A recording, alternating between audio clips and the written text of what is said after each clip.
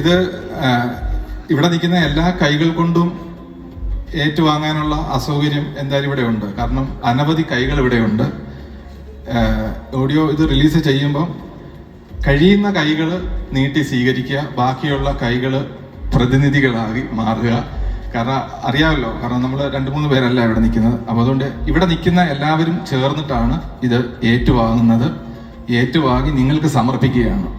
ഇതിനി നിങ്ങളുടേതാണ്, നമ്മുടേതാണ്.